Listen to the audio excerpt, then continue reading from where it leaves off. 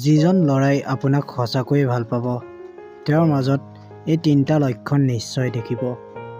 ১. তেওঁ অলপ বেছি অধিকাৰ দেখাব, কিন্তু বেয়া কিবাত নহয়, ভাল কিবাত।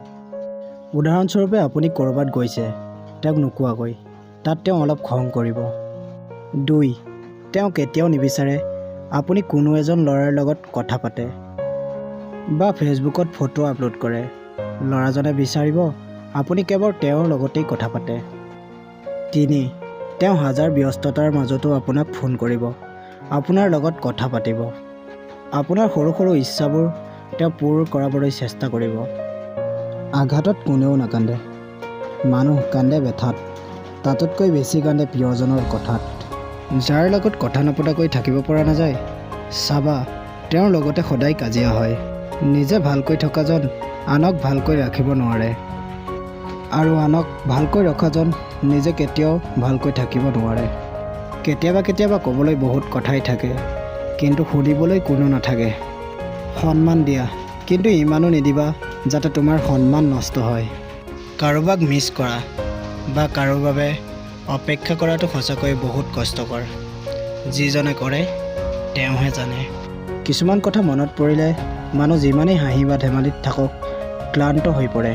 কিছুমান আঘাত আছে যিবোৰ হাজাৰ চেষ্টা কৰিও মানুহে পাহৰিব নোৱাৰে। ভাঙিব যিমান সময় লাগে, গঢ়িবলৈ তাতকৈ বেছি সময় লাগে। সেইটো সম্পৰ্কই হওক বা আন কিবা। কাৰোবাক মিছাকৈ তেওঁৰ পৰা নিজৰ বিশ্বাস ভাঙি নল'বা, কাৰণ বিশ্বাস এবাৰ ভাঙি গ'লে সেইটো আৰু জোৰ নাযায়। পৃথিৱীৰ সকলোতকৈ সুন্দৰ সম্পৰ্কবোৰৰ মাজৰ এটা হ'ল ভাই ভনীৰ সম্পৰ্ক, যিটো সম্পৰ্ক কোনোদিনেই বিচ্ছেদ নহয়। বন্ধু হ'ল তেওঁ, যিজনে হাঁহিৰ আঁৰত থকা কষ্টবোৰ দেখি পায়। যিজনে অৱহেলা কৰে তেওঁ হয়তো বুজি নাপায় অৱহেলিত হোৱা মানুহজন কিমান কষ্ট পায়। দূৰত্ব বাঢ়ি গ'লে দূৰত্ব কমাব পৰা যায়, কিন্তু গুৰুত্ব কমি গ'লে গুৰুত্ব ঘূৰাই পোৱা নাযায়। কিছুমান মানুহৰ লগত পৰিচয় কিছুদিনৰ হ'লেও ঘটি যোৱা স্মৃতিবোৰ গোটেই জীৱনৰ।